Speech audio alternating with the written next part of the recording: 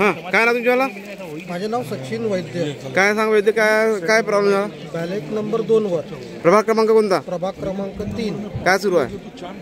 तिथं 5 उमेदवार होते. हां, त्यापैकी 4चेच नाव दाखवता मशीन. एकच मशीन का पुऱ्या मशीन मध्ये? एकाच मशीन. एका मशीन फक्त? टेबल क्रमांक 1 वर. एक वर का? किती?